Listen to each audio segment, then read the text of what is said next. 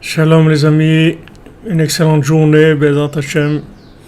On se retrouve l'équipe du jour, l'équipe de la nuit, Baruch Hashem. Alors on va commencer par les halachot sur les Shmirat HaLashon. C'est notre ami qui nous envoie ça tous les jours.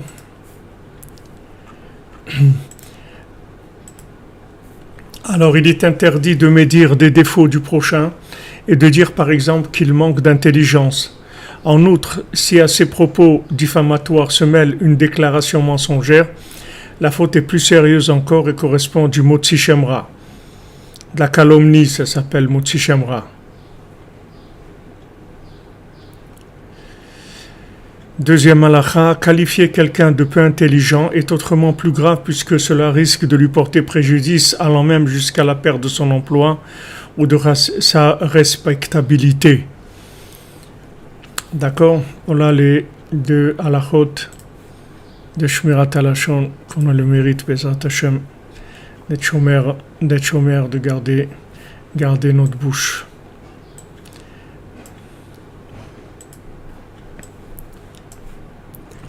Voilà, on avance. Alors aujourd'hui, on commence dans la Torah 55, on commence le résumé, c'est-à-dire qu'en fait, on recommence la Torah. Patrick Paul Chai Ben Sassiar, Refoua Shlema Bezat Hashem, Refoua Shlema à tous les malades.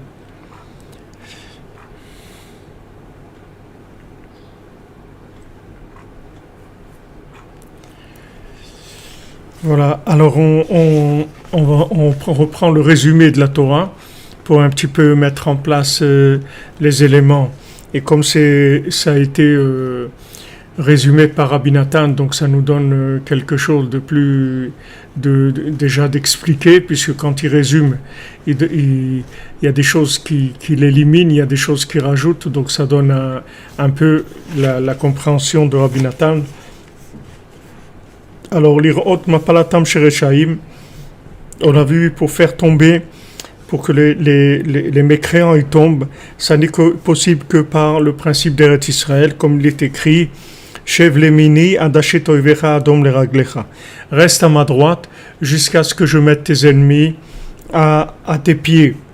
Et Eretz Israël s'appelle Yamin, elle s'appelle droite, comme ils ont dit nos sages. Vaviv Karalo Binyamin. Et son père Yaakov, il appelait Binyamin. C'est-à-dire que Binyamin, il représente Eretz Israël, puisque c'est le seul enfant de Yaakov qui est né en Eretz Israël. Donc c'est le principe de la droite. Et maintenant qu'on se trouve dans la galoute d'Eretz Israël, et que Eretz Israël, elle est sous la main du côté négatif, et la possibilité de sa sainteté, la possibilité que sa sainteté se révèle est très limitée. Malgré ça, on peut arriver à tirer vers nous la sainteté d'Eretz Israël par le fait qu'on va faire scintiller le mérite de nos ancêtres, des patriarches, comme il est écrit, Vezacharti et beriti Yaakov, Ve'aretz et skor. Il est écrit, je me souviendrai de l'alliance de Yaakov, de Yitzhak et d'Abraham et de Yitzhak, et aussi je me souviendrai de la terre. Donc on voit qu'il y a un lien qu'Hachem fait entre maintenant le fait de se souvenir de nos patriarches et de se souvenir de la terre.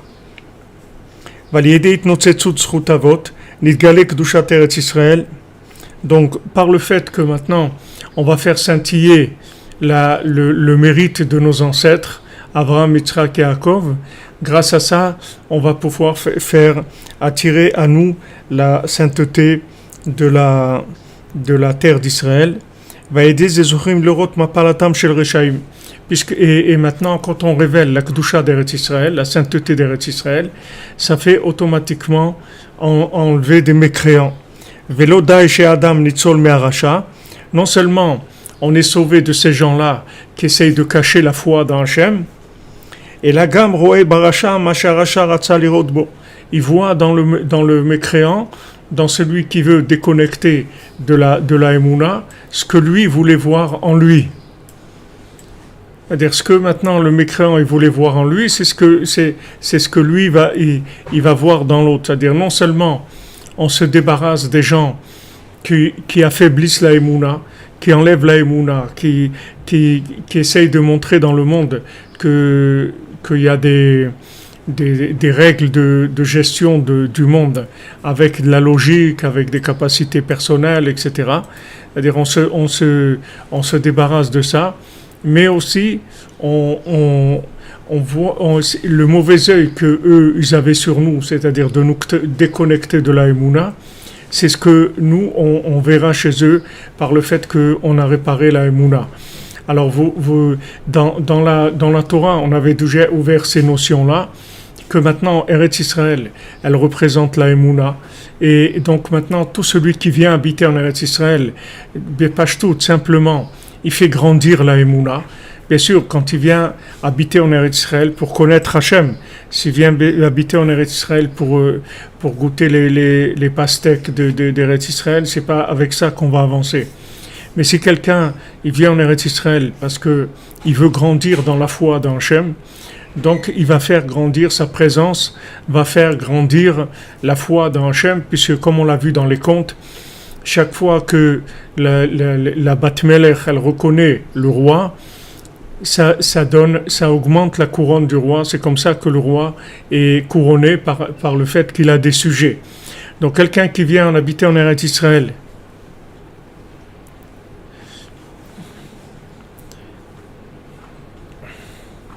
c'est quelqu'un qui vient habiter en Eretz Israël et qui vient pour la Emouna, c'est-à-dire qui vient maintenant parce qu'il veut faire grandir la Emouna, c'est-à-dire il veut lui-même grandir dans la Emouna, dans Hachem. Donc il va faire grandir le potentiel de la Emouna, donc là, il y a plus de couronnement d'Hachem. Maintenant, quand il fait grandir le couronnement d'Hachem, c'est-à-dire qu'Hachem se révèle plus des gens vont avoir confiance dans Hachem. Plus des gens ils vont rentrer dans la cordonnerie, c'est-à-dire dans l'Aïd-Bodedut, dans Chatzot, dans Tikkun HaKlali, dans Ouman, dans Eretz Israël, dans ces choses-là. Plus maintenant, ils vont rentrer dans la Emouna, plus ils vont faire révéler Hachem.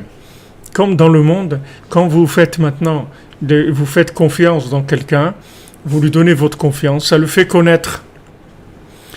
Yitzhak Glassman, Bezrat Hashem, Ashrecha, jour et nuit, mamash, tu es un bal tzedaka de jour et de la nuit, qu'Hachem te protège, te bénisse, que tu puisses monter en Eretz Israël et faire augmenter la foi, la Emouna. Rachel Zimring, Bat Dvira, Yitzhak Ben Fega, que tu réussisses dans la Torah de Rabbeinu, dans la Torah en général, dans l'éducation, dans la Emouna, dans le tzaddik, que tu aies confiance en toi. Et que Bezat Hashem, des enfants que tu t'occupes, tu leur entres la Emouna dans Hashem. Merci David Serero, qu'Hachem te bénisse. Bema, qu'Hachem t'amène toutes les délivrances du monde, que tu vois avec le bien dans la miséricorde. Alors maintenant, par exemple, dans le monde, vous avez un exemple des marques qui sont connues, par exemple. Vous prenez des marques qui sont connues comme des marques de voitures, Mercedes ou des choses comme ça. Maintenant, quand les gens, ils ont confiance dans ces marques, que ce sont des marques qui produisent des véhicules de qualité. Et maintenant, le fait que les gens, ils ont confiance dans ces marques-là, ils achètent ces marques-là, ça fait connaître plus la marque. Et plus la marque elle est connue, et plus les gens ils vont acheter parce qu'ils vont dire que c'est une marque et tout le monde achète ça. Ça veut dire que c'est quelque chose de qualité.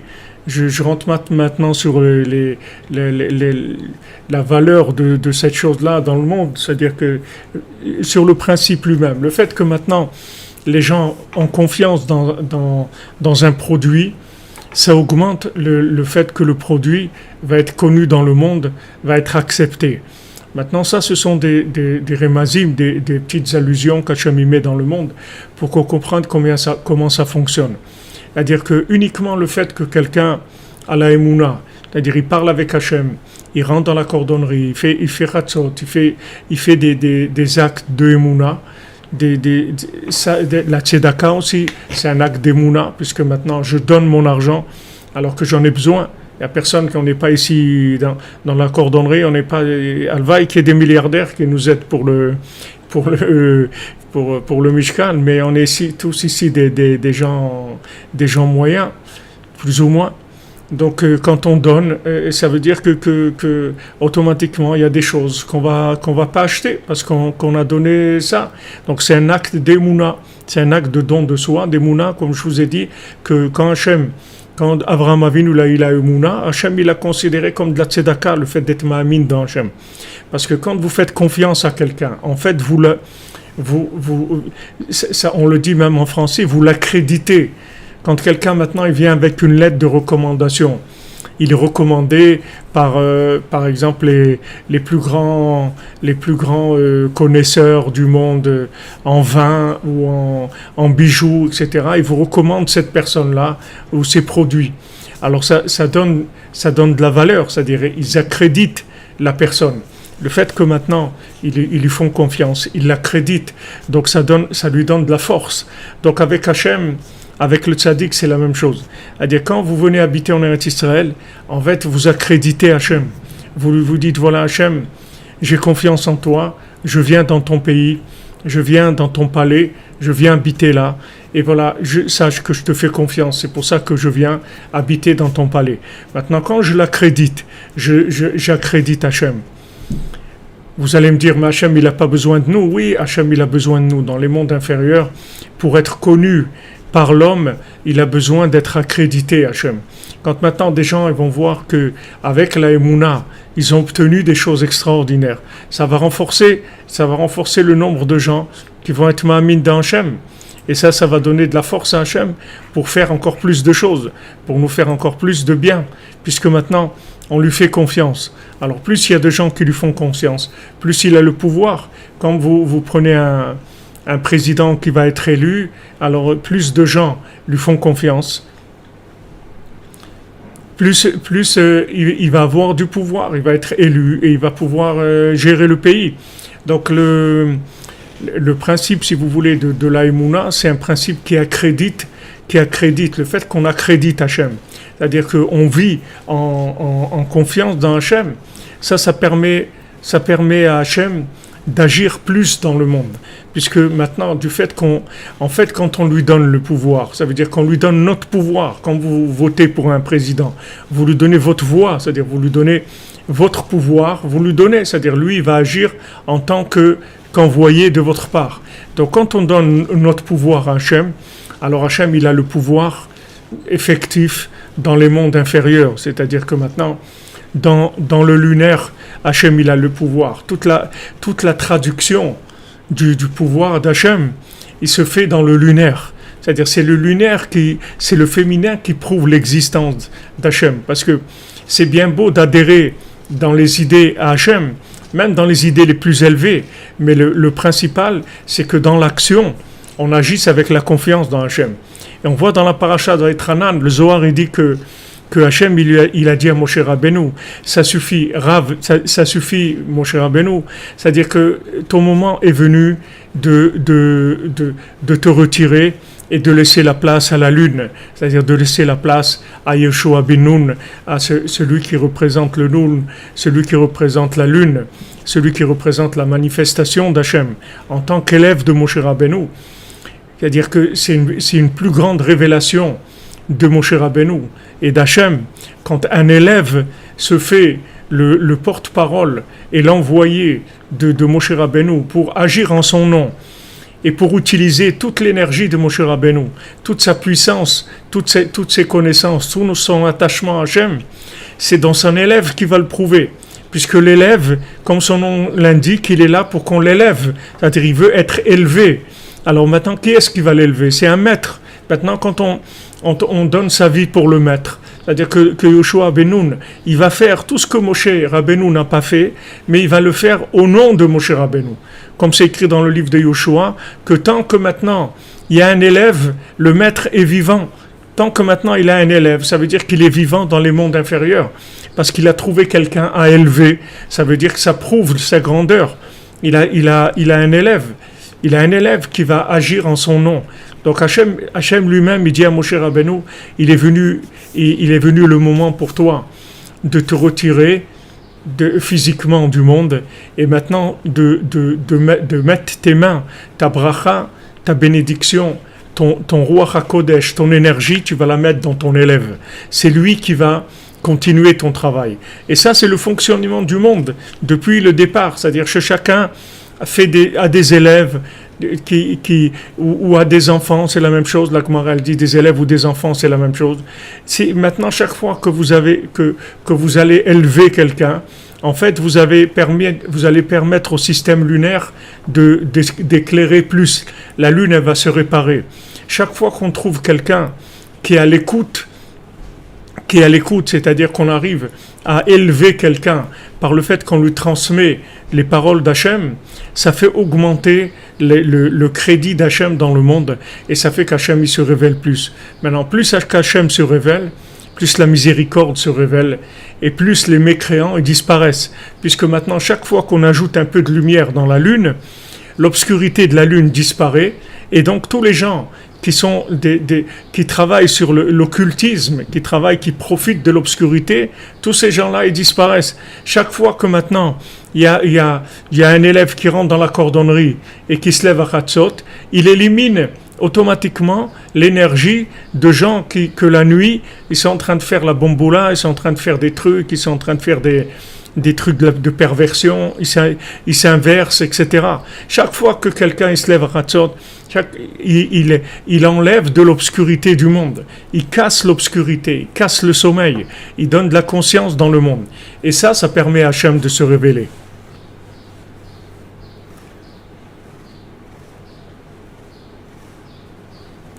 Merci Tania Colline, qu'Hachem il vous bénisse de faire Bezat Hachem le bien pour tous ceux qui ont besoin.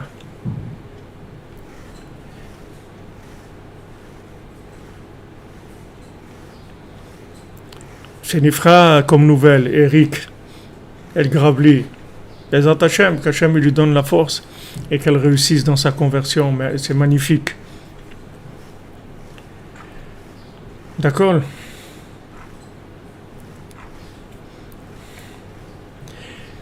Pour la délivrance, c'est Shalom Bayit de Patricia Sarah Batléa Louise. Alors maintenant, le fait que maintenant on reconnaît plus Hachem, ça lui donne du crédit. Et avec ce crédit, Hachem il peut gérer le monde. On lui donne le pouvoir. Il a plus de pouvoir dans le monde. Il a plus de pouvoir dans le monde. Donc chaque acte de Emouna, ça augmente le pouvoir et ça permet d'éliminer les obscurantistes, c'est-à-dire les gens qui développent de l'obscurité, c'est-à-dire qui veulent cacher la providence divine et qui veulent mettre en avant la philosophie, la politique et la force de l'homme en tant qu'indépendant, soi-disant, qui est capable de faire des choses de par lui-même sans être aidé par Hachem. Chaque fois qu'on crée la dépendance dans Hachem, alors on élimine cette façon de voir les choses.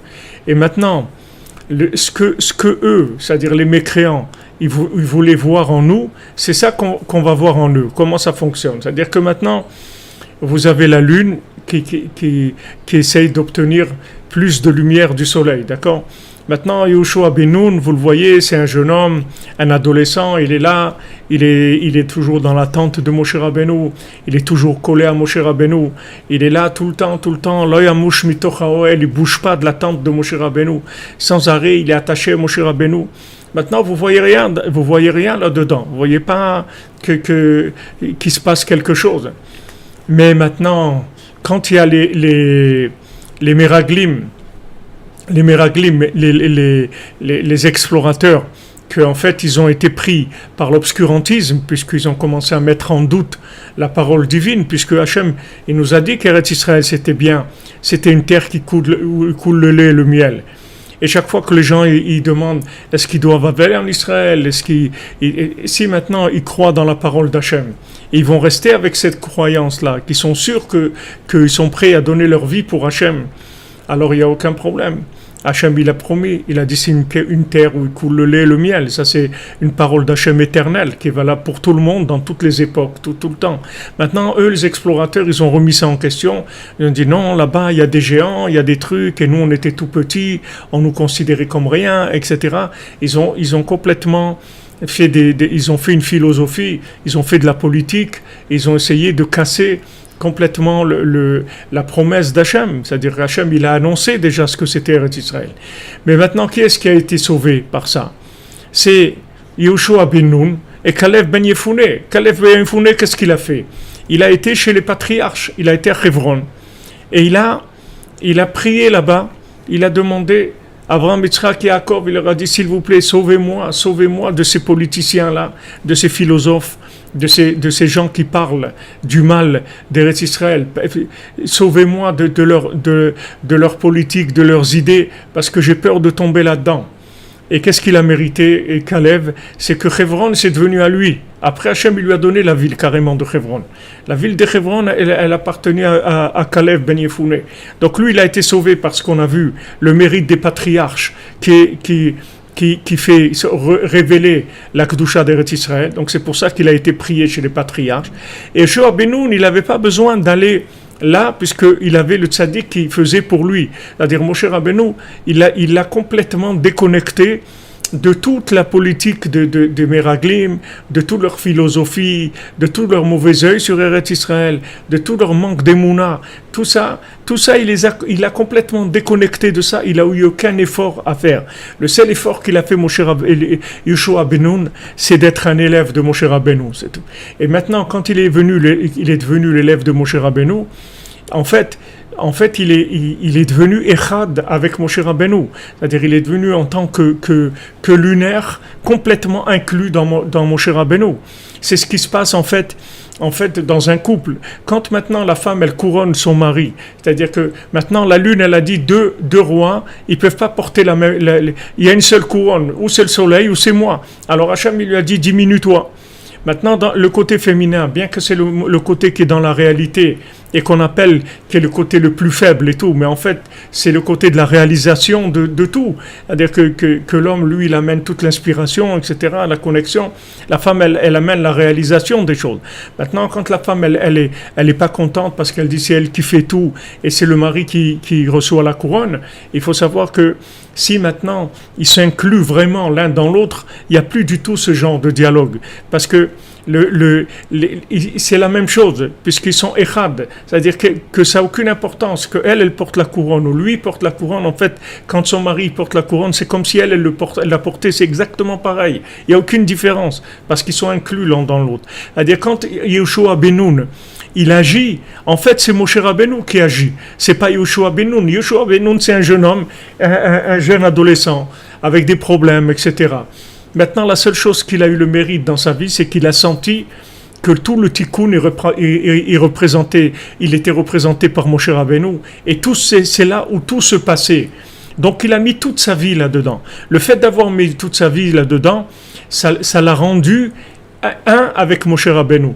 Et d'ailleurs, vous voyez que même avec Rabbeinu et Rabbi Nathan, quand Rabbeinu il a dit le seul qui a compris de moi un petit peu, c'est Rabbi Nathan. C'est-à-dire il n'y a personne qui a rien compris de ce que c'est Rabbi Nachman. Le seul qui a compris un petit peu, c'est Rabbi Nathan. Mais quand Rabbeinu il dit voilà, Nachman Nathan, il va dans le monde et pour conquérir le monde, c'est-à-dire pour amener la parole divine dans le monde, vous voyez que Rabbeinu lui-même, il emploie le singulier pour Nachman Nathan. Il dit pas Nachman, Nathan, ils vont aller. Non, il dit Nachman, Nathan, il va aller. Parce que Béhémet, Rabbeinu et Rabbi Nathan, c'est une seule chose. C'est-à-dire, la lune, elle s'est tellement inclue dans le soleil qu'en fait, on ne peut plus voir la différence qu'il y a entre les deux. C'est la même chose. Et quand maintenant, Yehoshua ben Nun, il rentre en Eretz Israël et il a tous les miracles qui se passent, que Hachem, il y fait des miracles incroyables, d'arrêter le soleil, de faire des choses incroyables, des miracles extraordinaires. Tout ça, En fait, ça vient de Moshe Rabbeinu, ça ne vient pas de Yoshua ben Nun. Quel est le mérite de Yoshua ben Nun? C'est qu'il s'est inclus dans Moshe Rabbeinu, c'est tout. C'est ça son mérite. C'est tout. Une fois qu'il y a ça, après il a tout obtenu. En fait, après il devient quelqu'un qui diffuse la lumière de Moshe Rabbeinu. Donc même chez Rabbeinu, on voit ça que en fait Rabbi Nathan, il s'est complètement inclus dans Rabbeinu. Donc Rabbi Nathan, c'est Rabbeinu, mais en élève. Donc ça nous donne un accès beaucoup plus facile.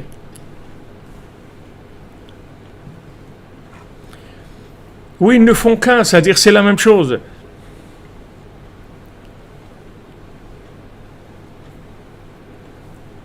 C'est la même chose, c'est-à-dire que maintenant, le fait que maintenant, Rabbi Nathan, il a donné toute sa vie pour Rabbeinu, il a mis son cerveau de côté, et il s'est inclus complètement dans Rabbeinu, il est devenu un porte-parole de Rabbeinu, ça a permis à Rabbeinu d'agir dans le monde, et en fait d'éterniser sa présence, parce qu'une fois qu'il y a le modèle qui est arrivé, du lunaire. C'est le premier, comme on dit, c'est le prototype qui est le plus dur à faire.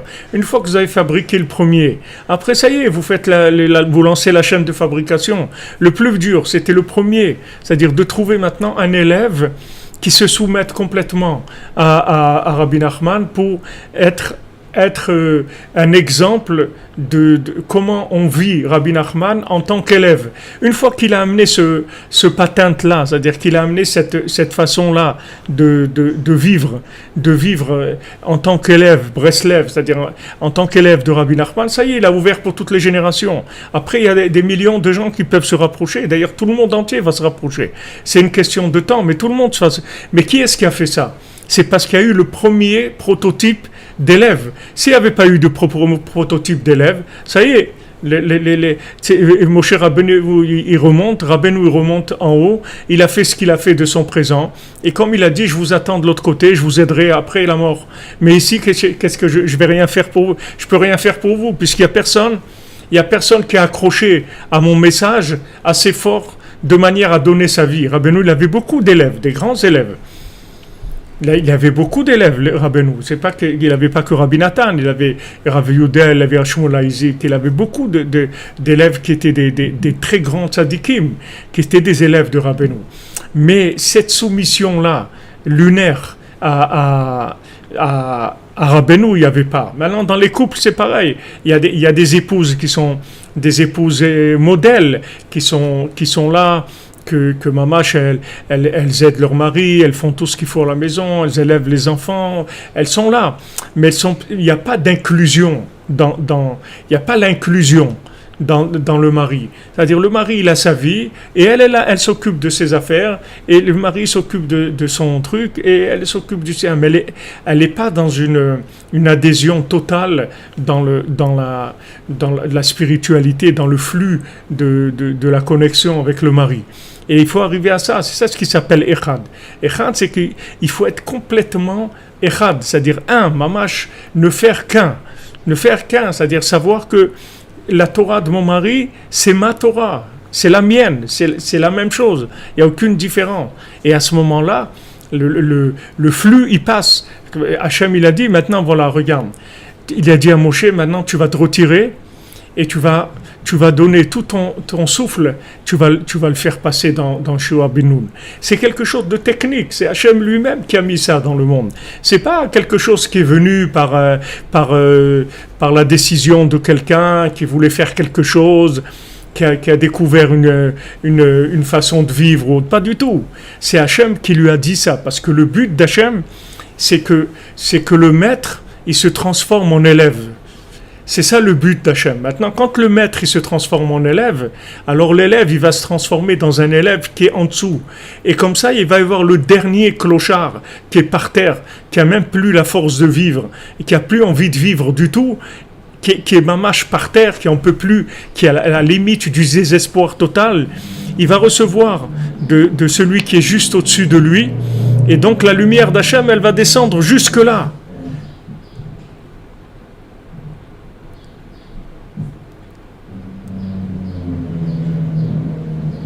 La lumière d'Hachem, elle va descendre dans celui qui est en fait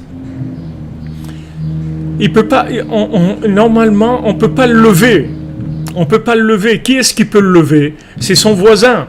C'est son voisin, c'est-à-dire que c'est lui qui est juste à côté de lui. C'est-à-dire que lui, celui-là, il est désespéré à 99% et l'autre, il est désespéré à 98%. Donc il peut l'aider parce qu'il est 1% moins désespéré que lui. Mais pour arriver là, il a fallu lancer le processus de transmission de maître à élève. Donc ça c'est le but du monde. C'est pour ça que tant qu'il n'y avait pas Abraham Avinu dans le monde, Hachem il attendait, il ne savait pas qu'est-ce qui allait se passer dans ce monde. Il dit je sais pas où je vais avec ce monde-là. J'ai essayé, j'ai créé, j'ai mis tout pour que les gens ils me cherchent. J'ai tout mis pour que les gens ils me cherchent. Mais pour l'instant, je vois personne qui s'est engagé. Ah, maintenant il est venu Abraham Avinu. Ah, Abraham, oh Avi, Abraham mon bien-aimé, ça y est. Il est venu quelqu'un qui a donné sa vie pour Hachem, ça y est. Hachem, il a trouvé un élève sur terre, son élève, Abraham Avinu. Après, il a trouvé Moshe Rabbeinu, après, il a trouvé tous les tzadikim amitim qui sont devenus des élèves d'Hachem. Maintenant, eux, ils sont devenus des élèves d'Hachem et ils sont devenus les maîtres de tous les élèves qu'il y a dans le monde.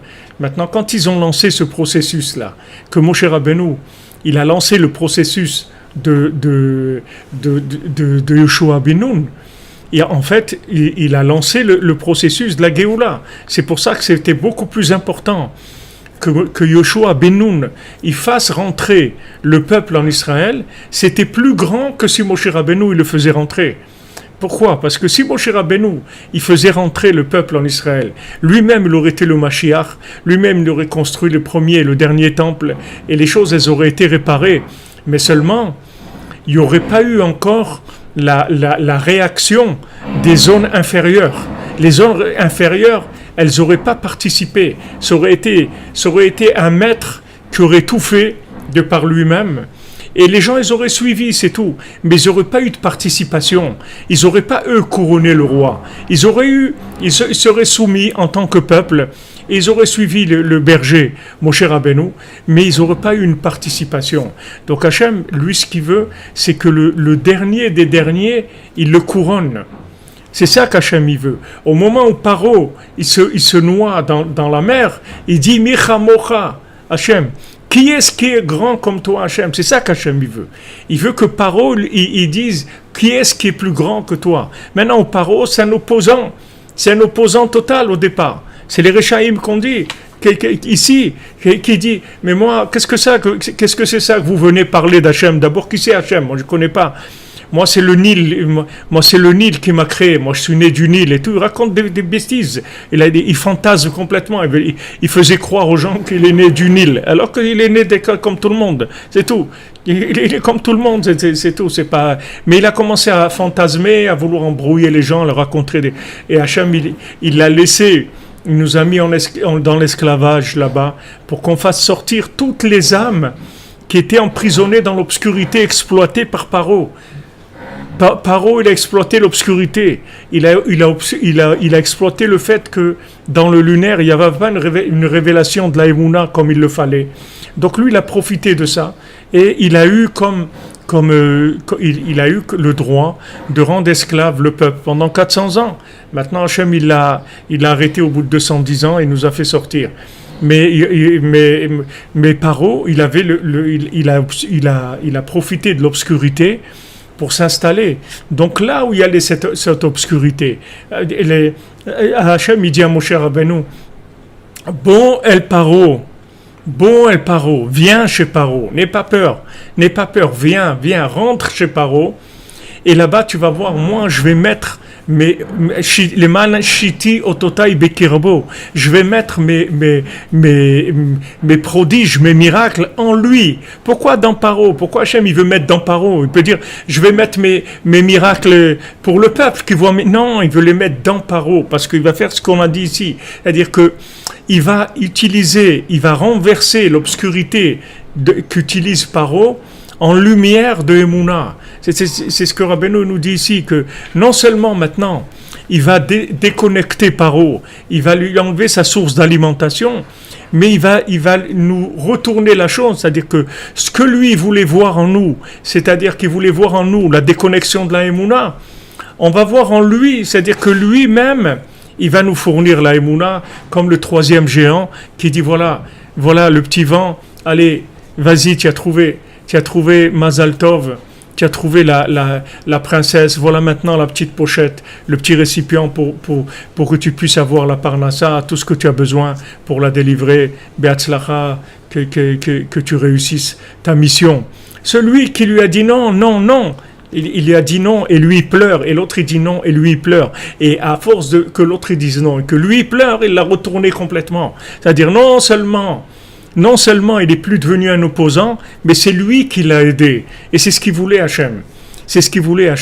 Et si on n'était pas sorti au bout de 210 ans, on serait arrivé au tikkun parfait, c'est-à-dire que Paro, il nous aurait accompagnés lui-même en faisant la fête et avec la fanfare, avec tous les honneurs possibles, en disant allez peuple d'Israël, allez recevoir la Torah, retournez vers votre pays et soyez bénis, construisez la maison d'Hachem et soyez bénis, c'est merveilleux ce que vous faites, etc. Mais comme on est sorti avant la fin de la cuisson, on est sorti au bout de 210 ans, on a été obligé d'utiliser la violence, c'est-à-dire on a été obligé de faire en sorte que Paro, il n'avait pas adhéré complètement à notre foi, puis il avait pas une confiance dans ce qu'on faisait, parce que du fait que maintenant on n'est pas resté le temps qu'il fallait pour éclairer en Égypte même avec toute la lumière qu'il fallait, on n'est pas resté 400 ans pour éclairer là-bas. Donc Paro, il n'a pas reçu toute l'évidence d'Hachem qu'il fallait. Et donc il a eu envie de nous détruire encore. C'est-à-dire il y a eu de la violence, il nous a poursuivis, etc. Et il est né noyé dans la mer. C'est pour ça qu'à Pessah, on ne fait pas le Hallel complet.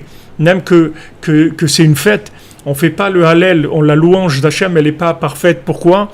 Parce qu'il fallut qu'il y ait des gens qui meurent pour arriver à sortir d'Égypte. Et ça, Hachem, il ne voulait pas. Parce que Hachem, il ne veut aucune violence. Parce que quand il y a de la violence, ça veut dire que le tikkun, il ne s'est pas terminé. Donc maintenant, on remplace le manque de tikkun par la violence. Mais Hachem, il ne veut aucune violence.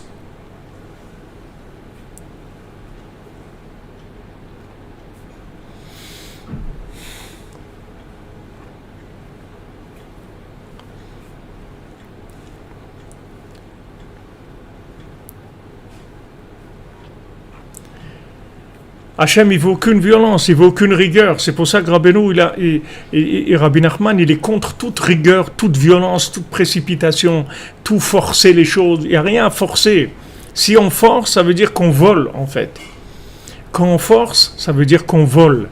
C'est-à-dire quand on est sorti d'Égypte, il ne fallait pas forcer. C'est-à-dire, pourquoi on a forcé ? Parce que ça allait être la fin. Donc Hachem, il a dit, puisque maintenant, de toute façon, tout va se terminer si vous ne sortez pas, vous allez sortir. Mais quand ils ont voulu sortir, Paro, on n'avait pas encore éclairé dans l'obscurité de Paro, donc ce n'était pas assez pour qu'il soit avec nous. Mais normalement, la perfection, c'est que Paro nous accompagne. C'est-à-dire, ce qui va se passer maintenant, très rapidement, Bezrat Hashem, c'est que toutes les nations, elles vont aider le Ham Israël, se rapprocher de Rabbi Nachman et reconnaître Hachem. Et toutes les nations, elles vont être avec nous. Il n'y a personne qui va rester dehors.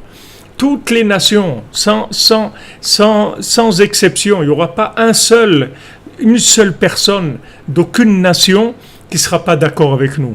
Pourquoi ? Parce que le tikkun, il va se faire de façon parfaite.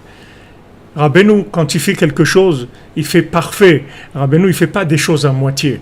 Rabbeinu, il a dit, j'ai terminé, je vais terminer. C'est-à-dire, il termine, Rabbeinu. C'est-à-dire, il laisse rien. Il laisse pas des choses à traiter, des choses à moitié. Non, c'est la perfection. La perfection, c'est que n'importe quel être humain sur Terre, n'importe quel animal, n'importe quel végétal, n'importe quel minéral, il reconnaîtra Hachem. Et il dira, Mi kamocha, Ba'elim Hachem, Hachem Melech, Hachem Malach, Hachem Imloch, Leolam Vaed. Ça, tout le monde va le dire. Pas sans aucune force. Sans aucune rigueur, rien du tout, juste parce que le voile va partir. Il va y avoir le dévoilement de la vérité, c'est tout. En douceur, qu'est-ce que ça veut dire?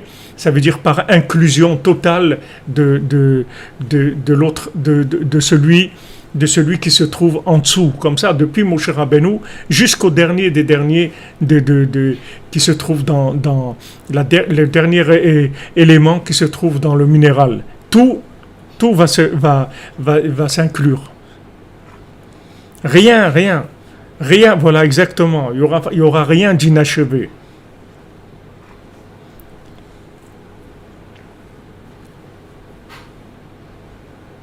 Il n'y aurait rien d'inachevé.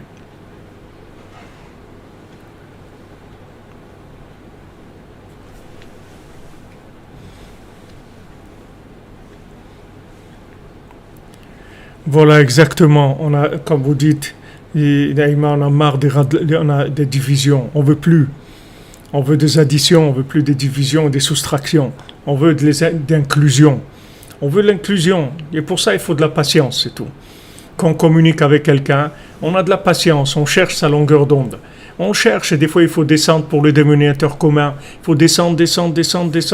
Ah, ça y est, on a trouvé le dénominateur commun, on a trouvé sa longueur d'onde. Allez, on va parler maintenant, on va s'inclure tous, on va pouvoir s'inclure dans Hachem. Il faut beaucoup de patience. Pourquoi Rabbeinu l'a dit doucement? Normalement, quelqu'un qui a la solution du monde, il doit vouloir faire vite, puisqu'il a la solution. Allez, on fait vite, puisqu'on a la clé. On a la clé du coffre. Alors vite, on va l'ouvrir. Non, c'est pas comme ça. Rabbeinu, il veut que tout le monde s'inclue dans la vérité. Donc il va prendre le temps qu'il faut.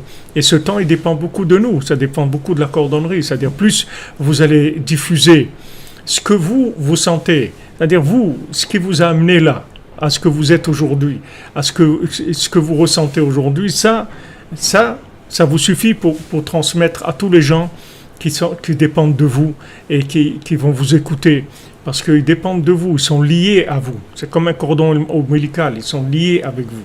Donc maintenant, ce que vous avez ressenti, vous pouvez le faire ressentir aux autres. Ce que vous ressentez aujourd'hui, vous pouvez le transmettre. Il n'y a pas besoin d'être le grand maître. Chacun est un maître, puisque chacun a des personnes qu'il peut élever. S'il a des enfants, il a ses enfants. S'il a un conjoint, il a un conjoint. S'il a des amis, il a un ami. S'il a une communauté, il a une communauté. Mais seulement, il faut, quand on transmet, il faut faire attention de transmettre d'après le dénominateur commun de l'autre. Pas d'après ce que moi je pense, d'après là où l'autre se trouve, voir où l'autre se trouve et lui transmettre le langage qui le concerne à l'endroit où lui se trouve.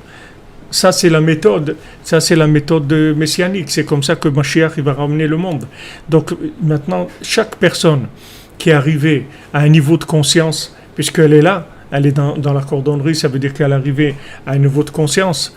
Ce niveau de conscience, vous pouvez le transmettre et vous avez le devoir de le transmettre aux gens qui dépendent de vous. Et chacun a des gens qui dépendent de lui. De la même manière que tout le monde animal, végétal et minéral, il dépend de nous, puisque on mange de l'animal et on mange du végétal et on mange du minéral. Tout ça, ils attendent tout cela pour s'inclure en nous.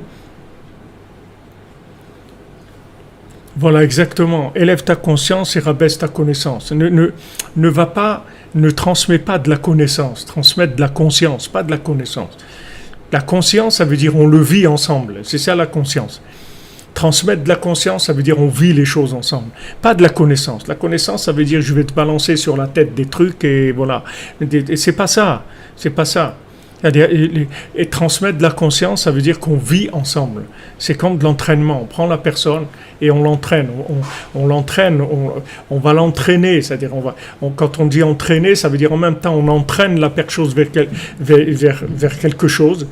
Comme on dit, il s'est fait entraîner dans des choses.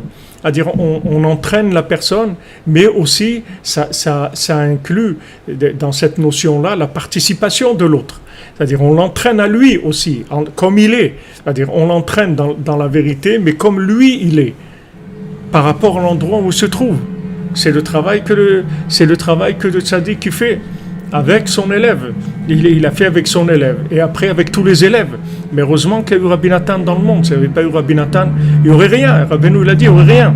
Parce que si le premier exemple d'élève n'avait pas réussi, il n'y aurait rien. Comme s'il n'y avait pas Avraham Avinu, le monde Hachem, il aurait arrêté le monde. Parce que s'il n'y a pas quelqu'un qui donne sa vie pour le maître, qui donne sa vie pour Dieu, alors il n'y a pas de suite. On va nulle part. On va nulle part. Si maintenant il n'y a pas quelqu'un qui donne. Alors ça, tous les gens qui dépendent de vous, vous devez faire un effort de patience, d'écoute surtout. C'est pas parler tellement qu'il faut. Il faut surtout écouter l'autre pour qu'il vous donne son positionnement. Comme le GPS. Le GPS, il ne peut vous donner la direction que s'il entend votre positionnement. S'il n'entend pas votre positionnement, qu'est-ce que vous voulez qu'il vous dise? Tout ce qu'il va vous dire, ça ne vous intéresse pas. Il va vous raconter n'importe quoi.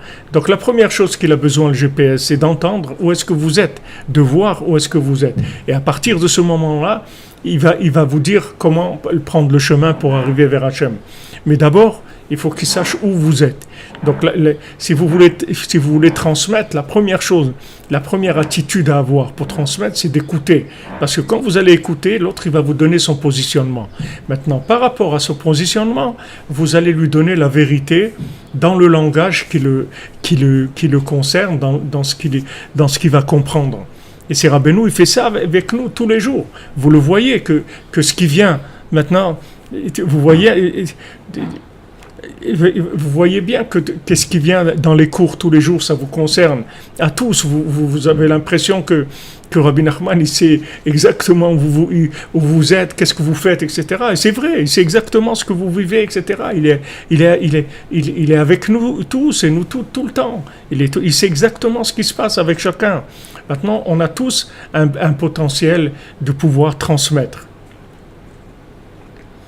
Tous, on peut transmettre. Seulement, pour transmettre, il faut écouter d'abord. Après, on parle, mais d'abord, on écoute. On écoute l'autre, il va nous donner son positionnement. Une fois qu'il donne le positionnement, on peut commencer à lui dire une vérité qui correspond à son positionnement. Et ça, c'est la méthode de Mashiach. Mashiach, il va faire comme ça. Et c'est ce que Rabbeinu fait. Rabbeinu l'a dit, voilà, j'ai donné tous les outils messianiques.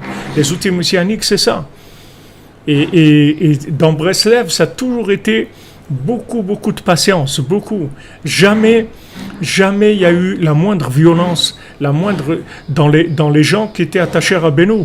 Jamais ils ont utilisé la violence, même pas la violence dans l'explication ou dans les trucs. Ça a toujours été tout en douceur.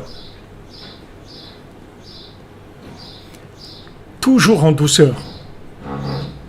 Mamash toujours en douceur. Il y a eu que des choses qui sont faites toujours en douceur. Ça a toujours transmis en douceur. Parce que si c'est pas en douceur, ça veut dire que maintenant on veut brûler des étapes. On veut faire vite, que l'autre il comprenne vite, qu'il avance vite, vite. C'est pour ça qu'il y a de la rigueur. Mais on va doucement, c'est tout. Rabbi Nathan, il y avait à Breslev quelqu'un qui venait le Shabbat à la synagogue. Il travaillait le Shabbat. Et il venait avec les mains pleines d'encre. Et au milieu de la prière de Moussaf, quand il faisait le Keter, il levait ses mains pour que les gens y voient. Les gens, ils voyaient l'encre sur ses mains. Alors les gens de la synagogue, ils voulaient le jeter. Il dit, il a pas honte. Non seulement il profane le Shabbat en public et tout, et en plus il vient faire le beau et nous montre qu'il a travaillé aujourd'hui, etc. Rabbi Nathan, il dit, ne le touchez pas, laissez-le tranquille. Et ce monsieur-là, après, petit à petit, il s'est rapproché et il est devenu un Baal Tshuva. Et Rabbi Nathan, il a dit ça, c'est un de ceux que je me glorifierai de lui dans le monde futur. Pourquoi? Parce qu'il est arrivé à descendre là-bas, de soigner des gens, de faire une salle de sport, une salle de fitness. C'est plus facile que de travailler dans la réanimation, vous comprenez? Quand vous faites du fitness, c'est facile. Vous mettez des machines, des trucs, vous faites comme ça, voilà le régime alimentaire, tu fais des mouvements comme ci, comme ça, tout est sympa. Mais quand vous travaillez dans la réanimation, c'est pas du tout la même chose. Parce que vous savez pas du tout qu'est-ce qui va se passer. et la personne elle est entre la vie et la mort, chas v'shalom, c'est des choses qui sont très très délicates. C'est là où vous voyez la grandeur du maître. C'est pas dans le fitness. Les fitness, tout le monde peut ouvrir des salles de fitness. C'est pas compliqué. Vous prenez des cours dans des trucs, vous achetez du matériel et voilà, il y a des méthodes. Voilà, le niveau 1, niveau 2, niveau 3, etc. Vous appliquez. Voilà, ça roule, c'est tout. Mais maintenant, la réanimation, sauver des gens qui sont entre la vie et la mort, il faut une inspiration, il faut une connexion, il faut quelque chose. Alors, Rabbi Nathan, quand tu vois quelqu'un qui est dans un état comme ça, qu'il faut le réanimer parce qu'il est parti complètement à l'ouest, c'est là où Rabbi Nathan il va prouver la valeur des enseignements de Rabbeinu.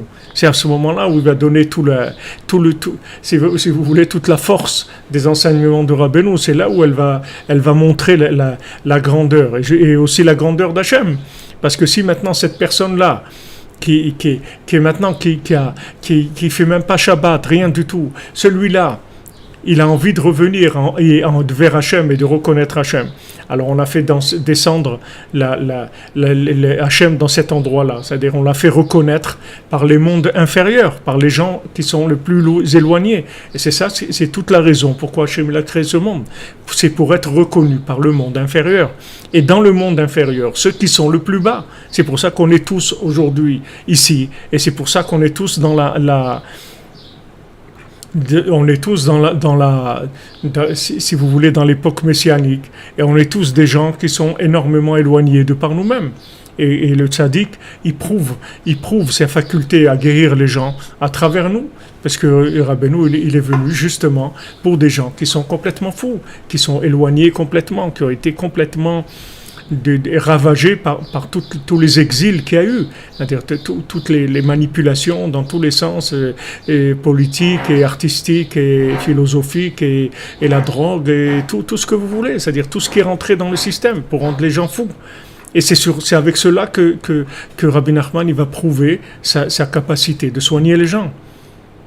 Donc ce que Rabbeinu il nous rapporte ici, c'est ça, c'est que maintenant, quand on va amener le mérite des Avot, c'est-à-dire le mérite des patriarches, que ça va révéler la sainteté d'Eretz Israël, ça va éliminer les mécréants, c'est-à-dire ceux qui vivent de l'obscurité, qui s'alimentent du fait que la vérité n'est pas évidente.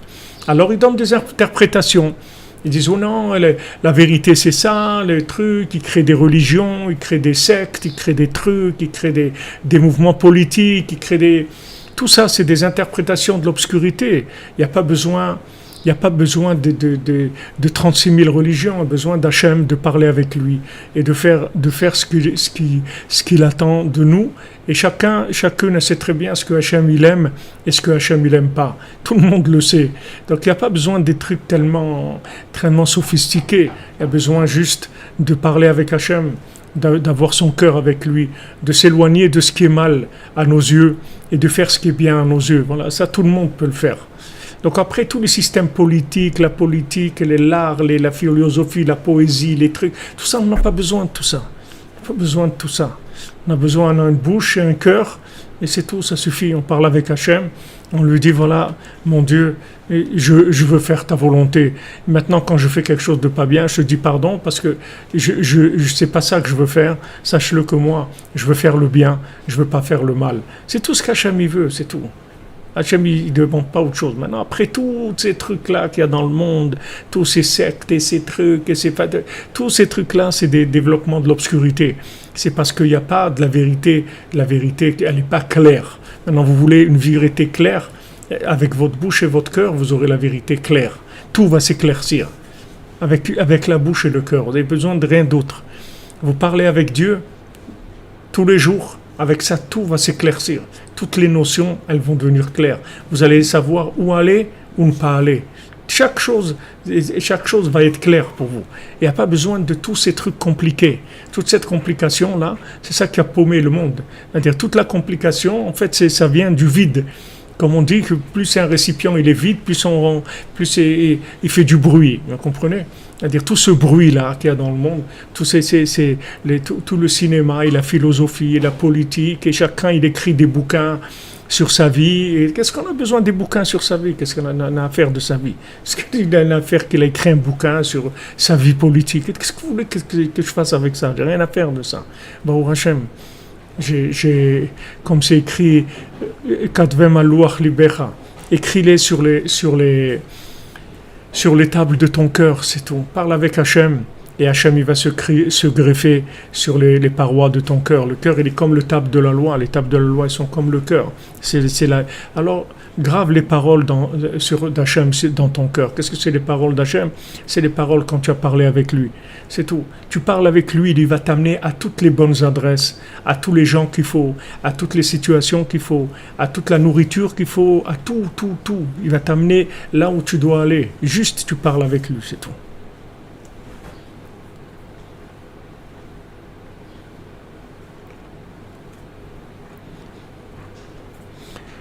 Il faut rester calme, et que vous demandez il faut rester calme parce que il faut remettre tout chez Hachem. Ne prenez pas vous les choses en tant qu'individu. Soyez une créature d'Hachem.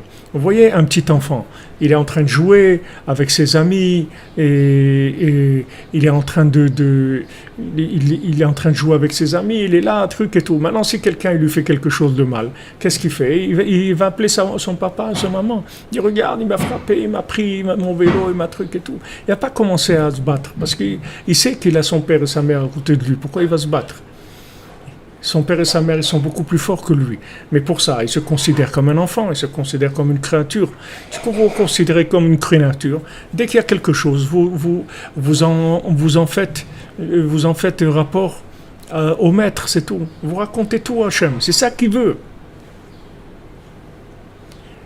C'est ça qu'Hachem, il veut. Hachem, il veut que vous lui racontiez votre vie. C'est comme ça que vous le couronnez. Il faut que vous compreniez ça. Que ce qui vous arrive de bien, et que du bien, Bézat Hachem. Et ce qui vous arrive de moins bien, c'est la seule chose que Hachem il veut de ça, c'est que vous le transformez en dialogue avec lui. C'est tout. Tout ce qui se passe dans notre vie, c'est que pour ça. C'est tout. Qu'on ramène tout à la parole créatrice. C'est tout.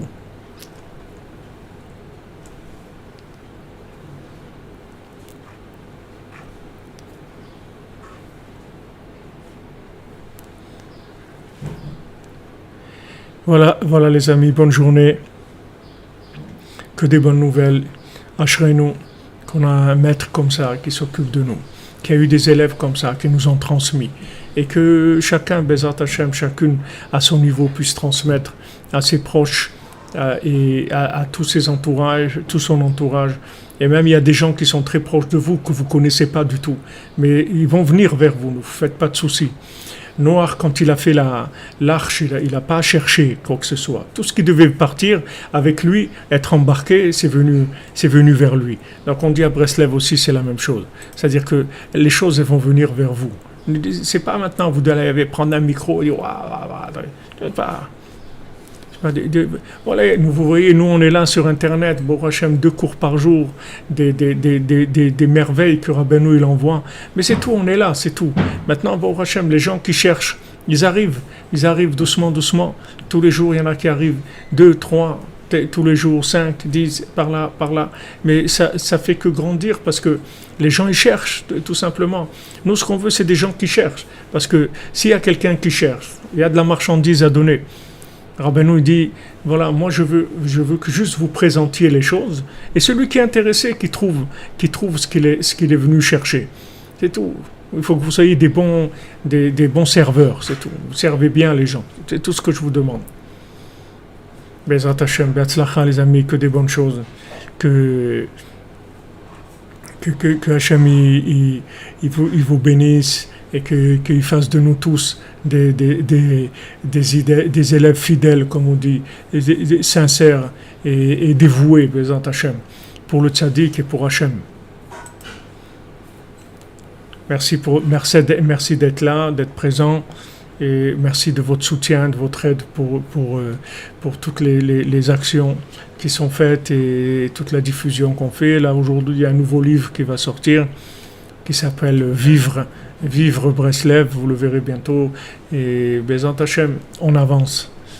Grâce à vous, on peut faire beaucoup de choses. Ashrenu, merci pour tout.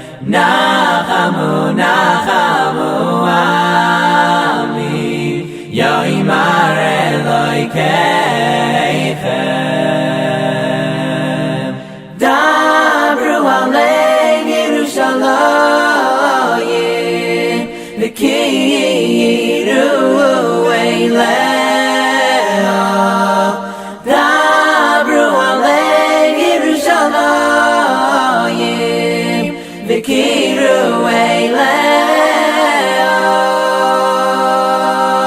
Nanai Nanai Nai Nanai Nai Nai Nanai Nanai Nai Nai Nai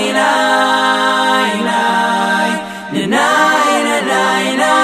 Nanai Nai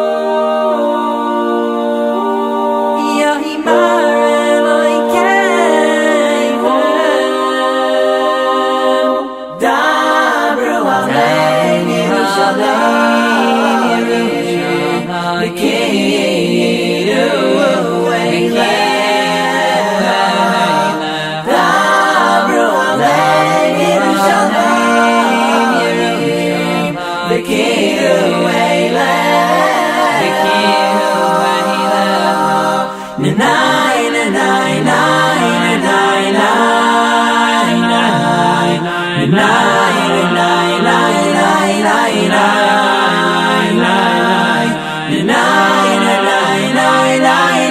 Nanai Nai Nai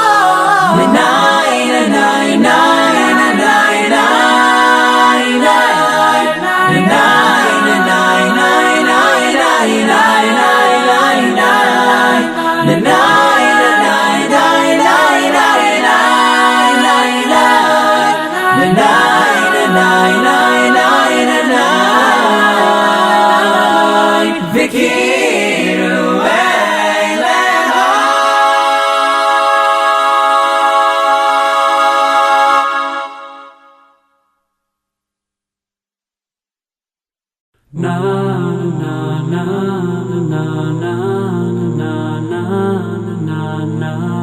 na